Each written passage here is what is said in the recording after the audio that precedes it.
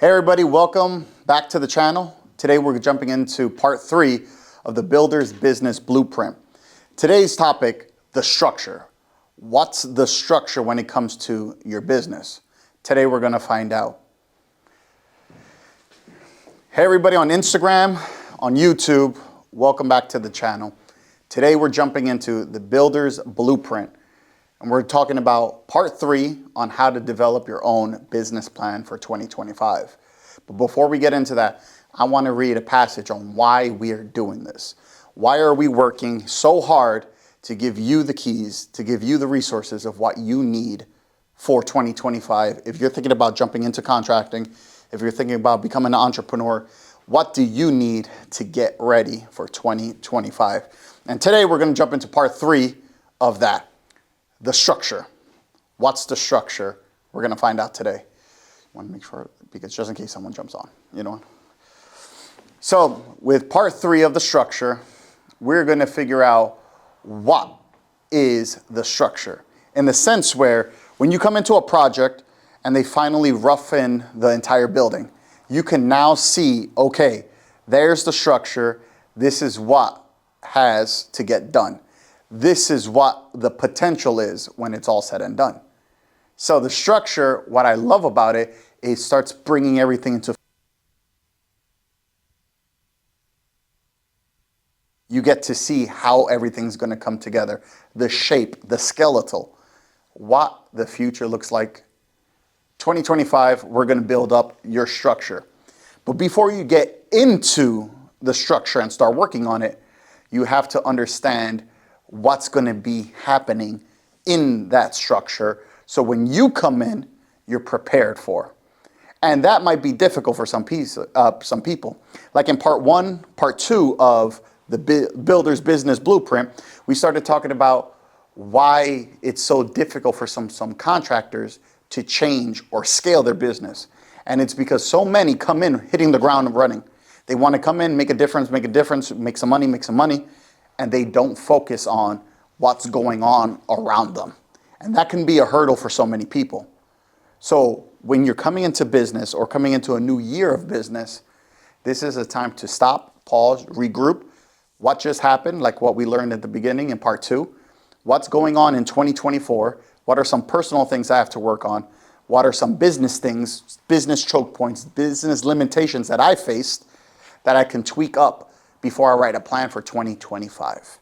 And all of that is leading us to the structure. Today's going to be a fun, interactive lesson. I need you guys' help to comment down below so we can answer some of these questions. Now you see some information, some examples. What the heck is Japan? What's 1440? What's over here? What's this percentage? All of that's going to get answered tonight with your help. But before we do all of that, I wanted to read a passage from my ebook. In this ebook, you're going to see why we're doing what we're doing. And it begins in the introduction. When I dived into the construction industry, I was struck by the shocking realization that the life expectancy of a contractor was often between 20 to 30 years. That was the same expectancy I would have if I stayed in employment. There would be no debt, no stress, no uncertainties, only a predictable path. As a contractor or business owner, the potential was limitless, but the construction culture made it seem like it was a dead-end job. It was a culture where few companies ever grew beyond 10-man crew or became a franchise. Many stayed as a small mom-and-pop shop, balancing work and life as a one-man operation with no legacy to leave behind.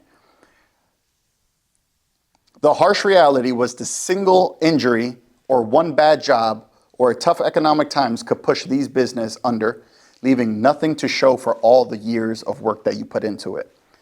As I continue to do my research into the industry, I recognized just how much work was required to build a successful business. I become obsessed with studying success, diving into the human mind, and understanding the differences, what I thought I knew, and what I truly needed to know to grow. And a phrase kept popping up. You don't know what you don't know. And that is exactly why we are doing what we're doing. We're giving you the tools, the resources that you need to know what you don't know. To see the hurdles become a reality. to be proactive rather than reactive. And that's why we're going to jump into the structure. So starting off today, I started off with a story and a poll. What is the structure for your business? And Tommy, if you have the stories, I want to see the poll again. But when I last checked before coming on live, we had 8 people respond. And the 3 options was the business plan, the owner, or the industry. And I want you to really think about that. What is the structure to your business? Just like we go onto a job site, we see the building framed out, the structure. So when you look at that building, you know all of the work that you're going to perform, it's within that building. Yes, there may be some things outside like landscape lighting, post lights, scene lights. Yeah, but the majority of the work is happening within that industry, within that building. So I just said the answer. What is the structure of your business? The poll, what do we have? The business plan, the owner, or the industry. 0% people said the industry, 20% people said the owner, and 80% people said the business plan. So 80% of the people think the business plan is written and dictating the structure of your company. 20% think the owner dictates the structure, which you are right in some aspect. But to be honest, the industry, your industry, is what dictates the structure of your business. So in this sense, when we talk about the business builder's blueprint, we know that the structure is defined as your industry. And now we're going to talk about why is that so? Why is your industry the structure of your business? And we're going to have some fun today. If anybody on Instagram ever feels like commenting, feel free to comment down below. Tommy's going to read it off to us. But in your business, the structure of your business, the skeletal structure, the parameters in which you operate is based off of your industry. So many people think it's the business plan.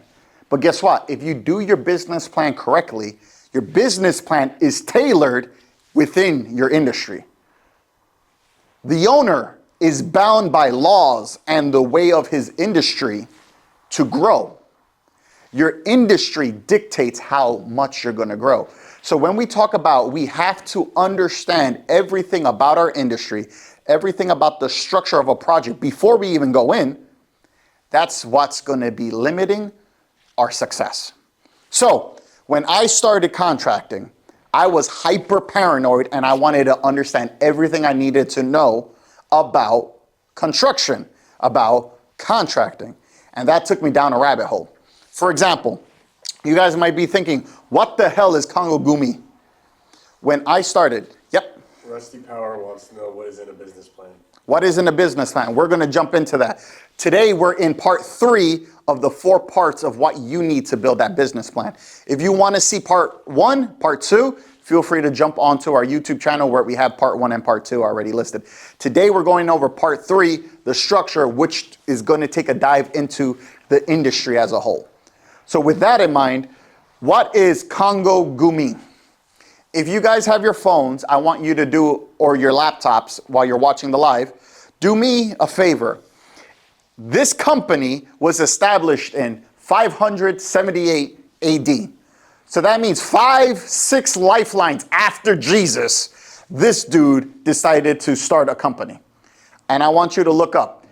It is listed, Congo Gumi is listed as the oldest company ever made to man. Congo Gumi is a Japanese contracting company. So not only is the oldest company in the world a contracting company, but it has been around 1,440 years ahead of me. So when you think about your industry, when you think about what do I need to know, this is some of the stuff you got to understand. Because there's going to be some information that helps you see the hope, the capacity of what your industry has to offer, as well as some of the limitations. You have to understand your parameter. You have to know what's possible, what's average, what shouldn't I do. There's different levels. Just like the walls of a structure, you are bound by those parameters. So you want to see what's the potential, what's under, and what's average. You want to understand everything when it comes to business. You want to understand everything within your industry.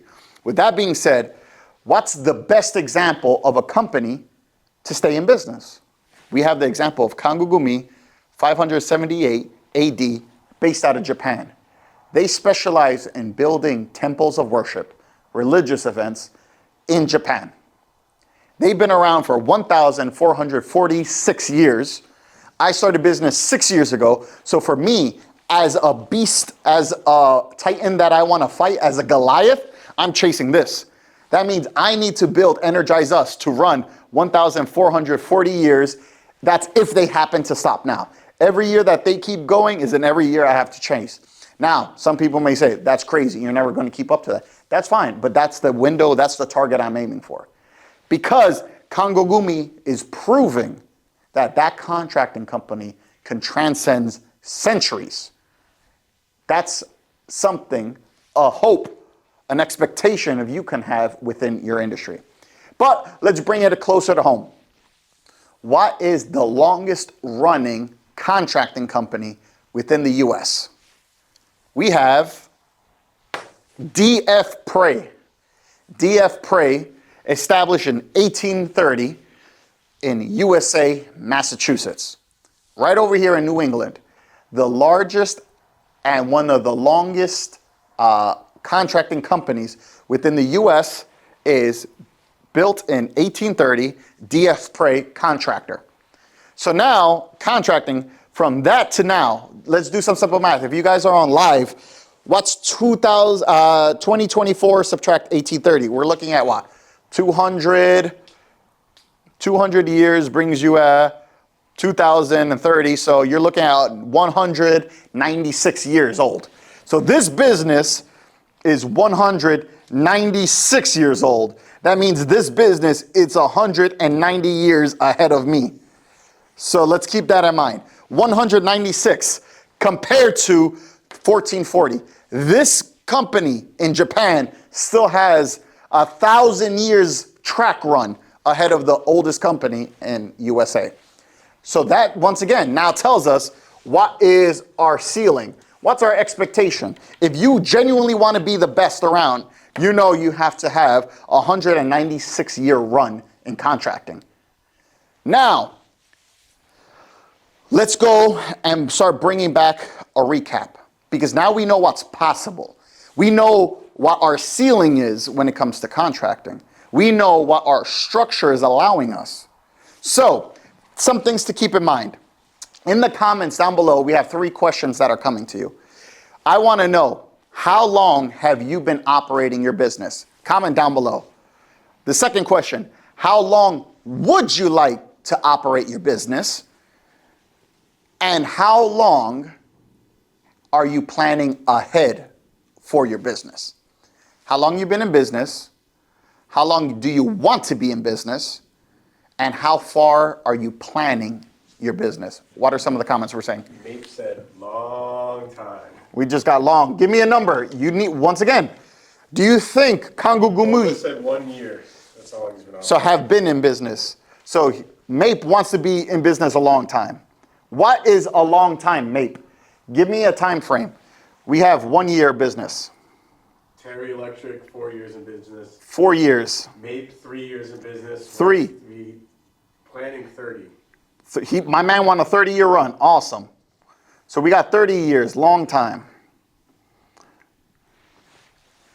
And now, the hard question, how far ahead are you planning your business? Are you still worried about 2024? I know we had multiple influencers start posting. What are you planning? And some people said, dude. Said planning 30. Planning on 30. You see, we got 30 plus. A lot of you guys want a 30-year run. What's been so awesome about this is this year we're saying, hey guys, how was 2024 for you? The number one response we got was, we still have a few months in 2024. That shows you how limited you are in planning. When CEOs and COOs and C-level executives right now are planning the 2025 year budget, they already know exactly what they're going to do for the rest of the year. That's why we already set up our events for 2025. We are already on 2025. We already know where we're going to be, where we're going to meet up with you guys, where we're going to eat, where we're going to spend time together, already put deposits on venue spots so we can spend time with you. And there's the majority of you guys who are in contracting saying, I want to go for 30 years, but you're saying, I can't find a job next week. So how far are you planning? We know on average, people are still worried day to day, on the most week to week, month to month. So how far are you planning? Is it weekly, monthly, or yearly? If you guys honestly, that's a hard question to ask. If you guys honestly want to tell us, tell me how much are you booked out for the year? Are you still thinking about 2024? Are you thinking about, oh my God, I need a job this week? Or do you got November booked out, December booked out? What are you doing planning for 2025? I know a few of you guys in the San Francisco Bay Area are already interested in working with Build. You guys are already thinking about 2025. So that shows a lot of commendation on your part. What are you guys and how far are you looking? Because that is an indicator of how far you're going to go. If you want to tell me you want to run 30 years, what does the next 3 years look like? I'm not asking for all 30. Give me 10% of that. Tell me what are you going to do the next 3 years? If you go to Energize Us, we have articles, news articles that tell you what are we going to do in the next 5 years. I want to know from you guys, what are you guys doing and where's your vision at? Because that vision is going to dictate how far you go. Terry said yearly should be the right way. Yearly should be the right way. And once again, I understand things happen, jobs cancel, things move around, uncertainty times, that's fine. But you want to have a yearly plan. That's why we are here working on our blueprint, because you want to at least understand what you're going to be doing for the year. That's why the structure is so important, because today we're going to talk about everything, our structure, our business is here, right? But the structure, which is the perimeter, right, is based off of our industry. So we can build a blueprint based off of what our industry is going to allow. The owner can have visions as long as, it's, for example, if you're an owner and you say, my business is going to do 2,000 years, stay in business. Well, the best one is only at 1,444. So now you know that's not within the parameters. So your industry is the parameter at which you're allowed to plan for. Tord Electric said, I have jobs planned for at least 3 months, but I have other jobs planned throughout the next 2 years. Proud of you, brother. That shows. Let me ask you this. Torin, you said? Tord Electric. Tord Electric. How far do you want to go in business? That's, if you're booked out 2 years in advance, he's not thinking about retiring in a year. He's not thinking about hanging it up in 5 years. If you're thinking that, you're at least 20 to 30 years running your business. That's an awesome goal, brother. Keep it up. So we have two examples of what our expectation could be as a contractor. We understand Kangugumi, established in 578 AD, is the longest lasting business in the world. Not only that, that business happens to be a contracting business. So you have so much potential to look forward to. If they can do it, you know there's a roadmap for you to follow. Second business, let's look closer to home. If you are looking to get into business, what's the longest contracting business that's been established in the USA? We have DF Prey, established in 1830, been around 196 years. That's in US, Massachusetts. So within our industry, within our parameters, we have a goal of running 196 years. It is possible. Let's build out the roadmap now to reach that based off of the structure the industry is providing us. Now, we come to the challenge. What is the life expectancy of contracting? Just like in the beginning of our ebook, we discussed the life expectancy of a contractor. We always meet the 20, 30-year-old contractor. But do you guys know, on average, what's the life expectancy of a contractor? Comment down below on Instagram Live. If you guys are listening, what is the life expectancy of a contractor based off the standard on the Department of Labor? I want to know what you guys are thinking right now. There's two parts to this. What's the average life expectancy of a contracting company? The second is, how many people fail? What's the percentage of people failing in a certain amount of time? If you guys happen to know that information, you got to let me know in the comments down below. Because right now we just reviewed what's possible. We see what's the potential. We can go 1,000 years. We can go 196 years. But what's our limit? What's our baseline? Give it to me. Spellman said 34 years. 30. Nate said 20 to 30. Absolutely wrong. The average life expectancy based off the Department of Labor is only 10 years. 10 years for an average company before they hang it up, on average, Department of Labor. We got any more comments? Electric said 10 years, as you said, 10 years. Boom. Electrician, you're hit it on the head. The average life expectancy for a contractor, we may know somebody who's been around 20 to 30 years, but on the average throughout the US, the average life expectancy of a contractor is only 10 years. So, Mape, you're saying you want to go 30. The industry is telling you you only got 10. You want to follow Congo Gumi and go 1,000 years. Industry in the US, the parameters, is telling me you only got 10 in you. We know that's an average now, but guess what? If you have a plan, you can start differentiating yourself. And if you have a plan, if you have that blueprint, you can now you can raise the stock in those prices. You can start raising the statistics within your own company. So you want to go 30 years, you better have a plan, you better have a blueprint to reach that 30 years. Because if you don't, you're not going to just hit the average, which is 10 years. You're going to come below that. So we know the average. So we know top possibility, we got 1,000. In US, 196. Average is 10. That's a big jump. So we know what's possible, but the average is 10. So we need to do everything we can to make sure we do everything we can to make sure we reach our goal. Now, what's the average percentage of how many people close down shop? We learned that 63% of people, 63. So out of 10 people, 6 of them close down shop within 5 years. So how many of you guys in the comments have been in business less than 5 years? I want to know. Because now that's your base. So now, once again, we talk about, I'm going to run out of room on this, but we know we have a potential of 196, right? We know we got a base of 5 years, right? And we got an average of 10. Over less than 5 years. So if you guys can see, people usually run out of business at 5, right? You stick another 5 and those are the people who usually quit at 10.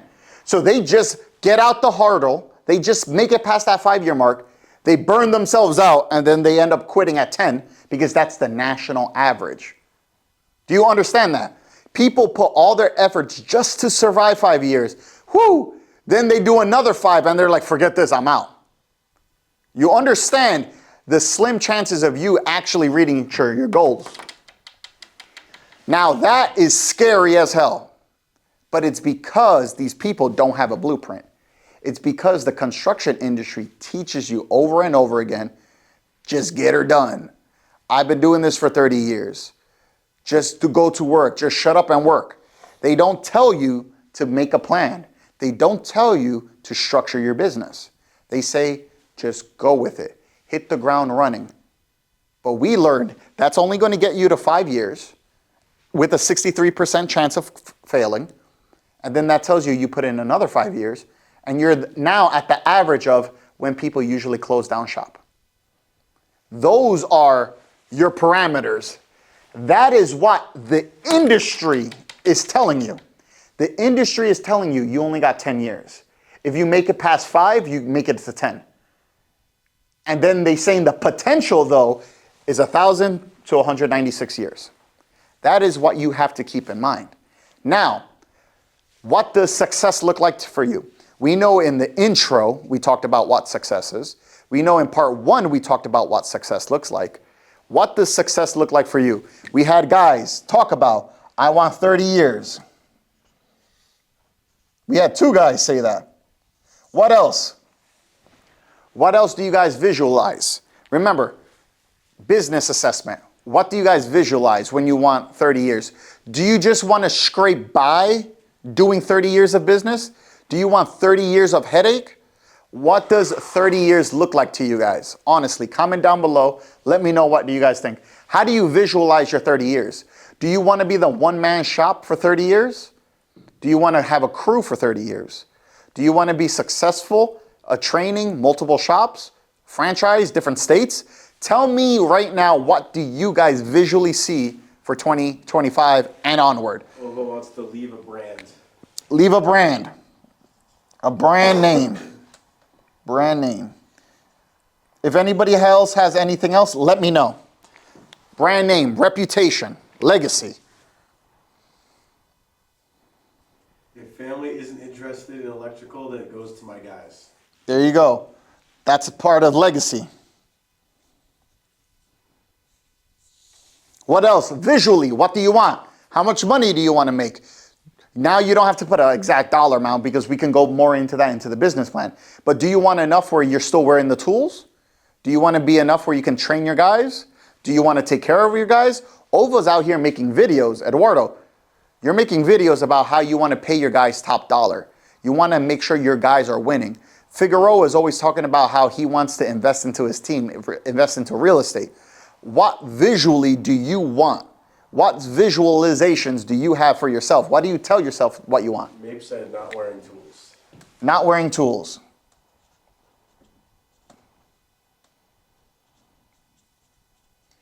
So basically, at the conception of that, he wants enough money where he can stay home, work on back office and stuff. Beautiful. You need to visualize where you want to be. Because just saying, I don't want to wear my tools all the time, you're already ahead of 63% of the curve. Because the people who fail within those 5 years either scale too fast or are stuck wearing the tools because they don't know how to trust a team, develop a team, retain a team. Remember, guys, keep that in mind. We have any more coming in? Electric said a healthy schedule and a happy team. Terry said, I want to be financially free for my family. I love that, financially free. Love all these things, guys. So, you have to visualize it. That's a vision board. After this live, I'm going to post my vision board of what I have for myself. You have to visually see what you want. When you can physically see, now it becomes a little more real.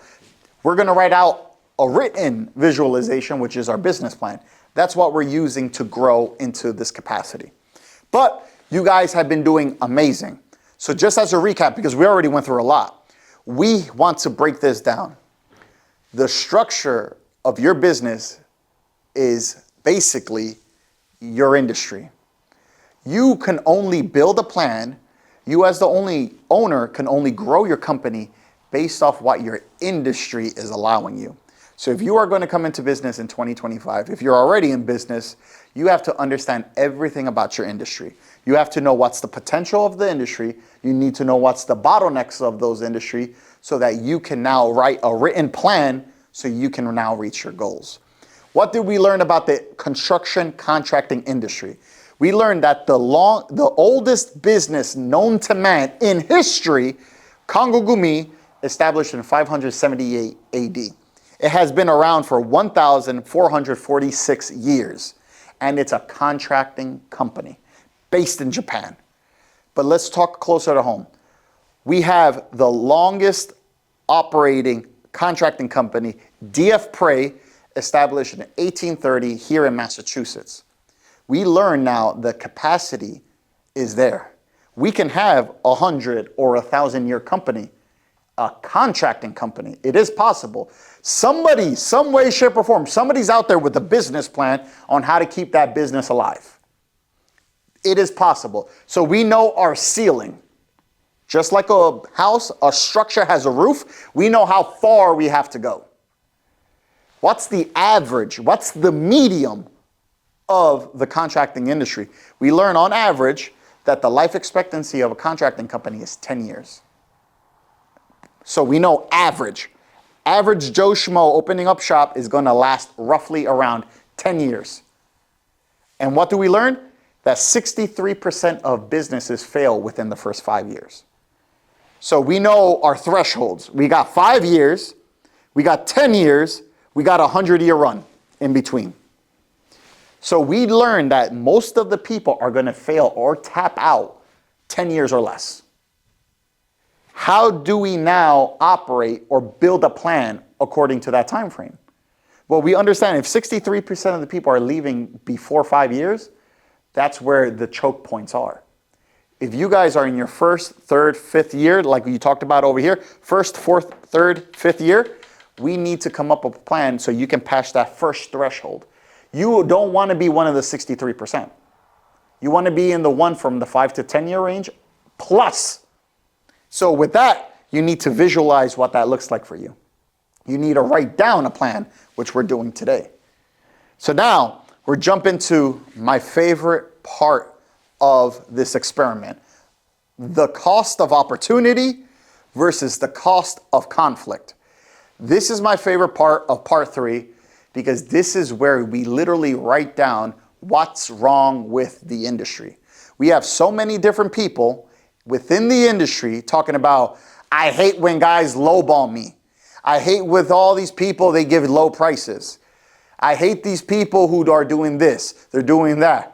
There's not enough money in service work. There's this. Everybody talks about what's wrong with the industry. But just like the few weeks ago, we had an issue where, not an issue, a discussion over Instagram Live, where there's so many people talking about the issues with the industry. Guess what? You should have done your homework. You should have learned the parameters. When you come into business, just like what we talked about, what's the ceiling, what's the bottom, what's the average? Now what's the wiggle room do you have? If you come into the industry and you're saying, there's a lot of people lowballing me, what are you going to do to prepare for that? What's the written plan? If you come into the industry saying, there's so many unlicensed guys, you should have already seen that and written it down because now you can attack it. One of my biggest pet peeves is when people come into contracting and they tell you, I don't like this. The people are lowballing me. We got unlicensed guys. You should have done your homework before you became a contractor. You are now working within that industry. This is not time to complain. This is time to take action. Give me some of the comments. Electrical Time said, if you fail to plan, you plan to fail. There you go. That is, so when people come in and start saying there's issues within the industry, yes, there is, but there's an issue with you because you didn't plan that before you came in. Once again, the construction culture teaches you get her done. Put your head down and work. Just go do it. Just keep going. They don't tell you, hey, at some point you got to pause. Some point you got to recalculate. Some point you have to make a plan. Let's talk about that tonight. What are some of the cost of opportunities? What is the cost of conflict? We're going to put it down here. So define an opportunity. Comment down below, guys. What is the definition of opportunity, as well as give me some examples you have in your industry of different opportunities you guys could jump in. I'm going to help you with an example. For example, right now, everyone wants to go green. Is that an opportunity or do you think that's a conflict? Now hear me out. If you're the gas and oil industry, that can be viewed as a conflict. We're talking about us as electricians primarily. If you hear yourself saying, hey, people want to go green, as an electrician, what should pop up into your mind? Is that an opportunity or is that a conflict? Let me know in the comments down below. Mape said opportunity. Boom. Renewable energies, RE. What are other examples of opportunities that we have within the industry? Give me some.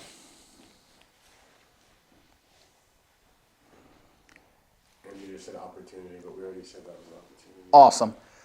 So while you guys write down different examples of opportunities in the comments down below, I want you at home listening on YouTube, write down some opportunities and also write down some examples of a conflict. We already talked about a few. We talked about guys who lower their prices in the industry. We also talk about guys who are unlicensed doing work. So we see cost and opportunity. We see conflict and opportunity costs. Some examples of some conflicts are people who lowball on prices. Another conflict that we see within the industry is some people do work without license, which brings down the value. So let's write licensing. A couple of the guys said EV and solar as opportunities. EV is a good one. Generators, battery backups. Generator, yep.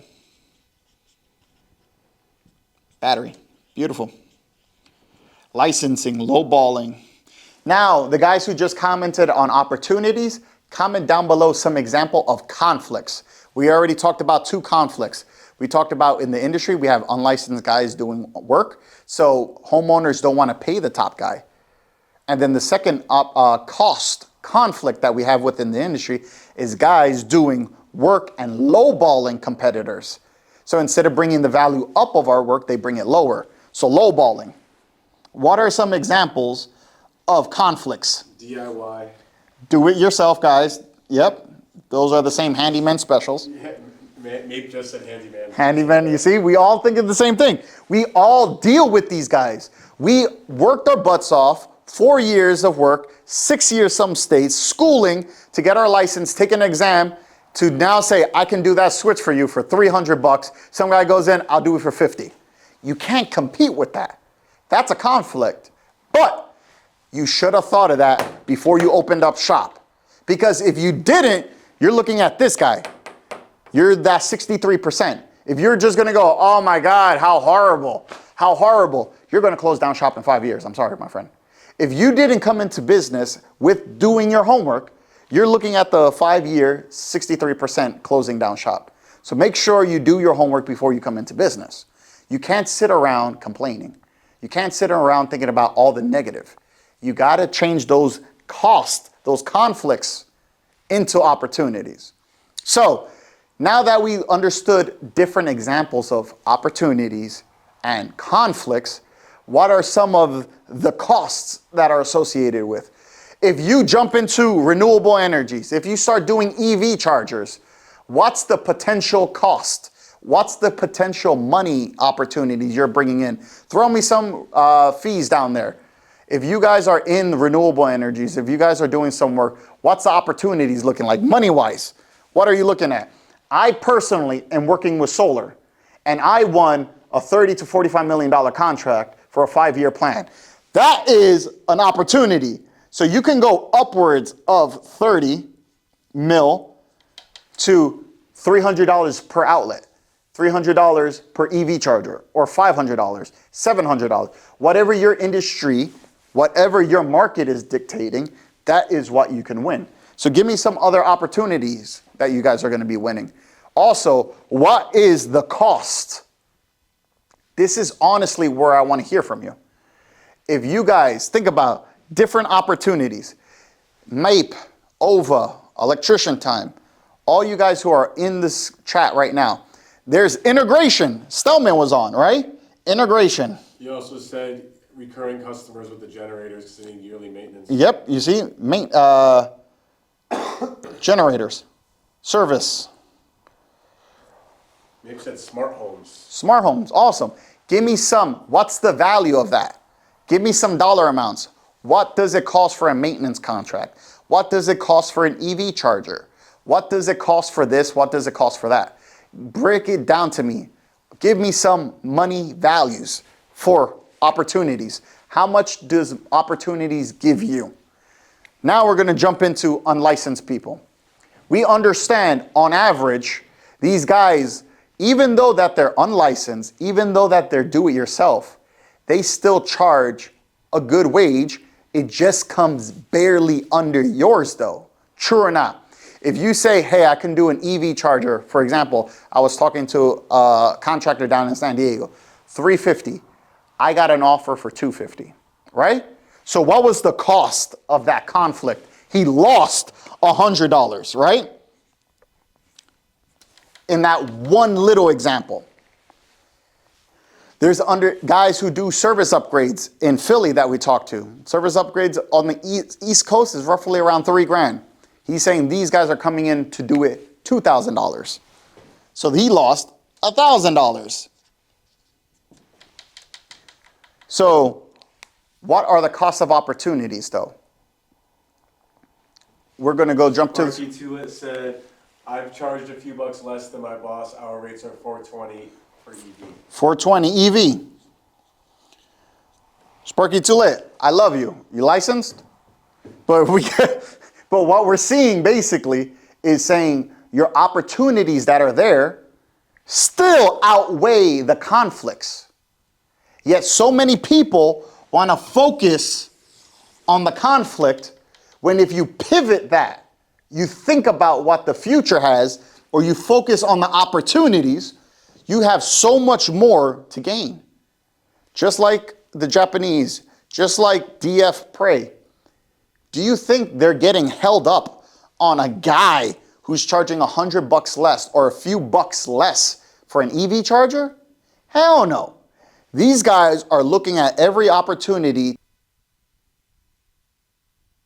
their industry is allowing.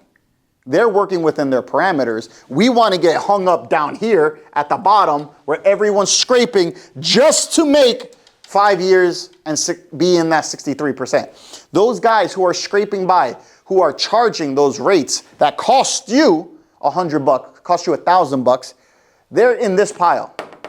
The 5 year, 63%. They're not going to the 10 year. But for you to get to the 10 year, plus you have to visually see the conflicts within the industry. You have to see if I chase and lower my price for $100 and then I go down another 50 to be competitive, that's going to take opportunities away from you. These are real life things that contractors like you guys are facing all the time. You have to understand the cost of opportunity versus the cost of a conflict. The guys who are scraping to lower cost, they're in this pool. And when it's a race to the bottom, when you now go lower, yes, there's times to lower prices. There's times where you can, business-wise, be a strategic move. Make a strategic move where you can swing around, pivot, and you can now recoup all that. But for the most part, if it's just a downward straight race to the bottom, you're now looking to be in this pool, the 63%. That's not the pool you want to be in. You want to make sure you're going to do everything you can to be in the 10 plus range. And that's what we're going to be doing. What's the solution for all of this? We learned what the industry is allowing us. We understand what's the potential, what's the medium, what's the low point for our companies. We're understanding what it takes for opportunities to come, what it costs us to lose them. So what's the solution? After listening to all of this, what is the one key takeaway? How do you want to stay in business? How long have you been in business? How long would you like to be in business? How long are you looking ahead? What does success look like for you? For you to have an answer to that, you have to be proactive. You have to be careful with your decision making. You need to take full account of what your blueprint's going to look like in 2025. That is the key to this entire lesson in part 3. I am so passionate about part 3 because 63% of contractors don't make it past 5 years. I just started my 6th year. I'm past that threshold. Now, can everything crash and burn? Yes, it can. But when I tell you to get past that 5-year mark, I'm going to speak with you from experience. Many of you guys know me personally. Many of you guys see what my business generates. Many of you guys see the projects that I'm working on. At the same time, we're working on a whole nother business. we're working on a whole nother association. So when I tell you I have the roadmap, when I'm working on this, actively working on 2025 on all 3 of my businesses, I'm telling you from experience that this time period sucks. It sucks. But you don't want to get caught up in the conflict. When you listen to someone and they're saying, oh my God, this is an issue, this is an issue, this is an issue, you know what they're thinking. This is where they're at. Oh, the industry's doing this to me. Oh, these guys are lowballing me, because they're stuck here. These are honestly the people who are at the 63%. I love all you guys. Do not be a part of this group. Look at the opportunities, what it's going to cost you. Look at those opportunities and keep a proactive mindset. Stay ahead of the game. Plan for it. Stop saying the industry is doing this to me. The man's just trying to keep us down. Do your research. The structure of your business should be based off of the industry. We know our ceiling, we know our mid, we know the bottom. We know what's our wiggle room when we think about conflicts and opportunities. Stay proactive. The road to success is always under construction. No matter what stage of business you're at, no matter what position you're in, what's your financial circumstances. Every year, if you're in business, you're under construction. You're always going to have to pivot. So you can have 5 years of business, 10 years of business, 20, 30 years of business. Guess what? When you reset the calendar year, we're all in the same spot, because if you want to be successful in contracting, you're always under construction. Remember that, guys. I appreciate each and every one of you guys. Thank you for listening. Can't wait for tomorrow. Thursday, we have October 31st. We understand it's Halloween. A lot of you guys want to spend time with your family. So with that in mind, we're jumping part 4. The last part of the Builder's Business Blueprint will be held tomorrow, same time, same place.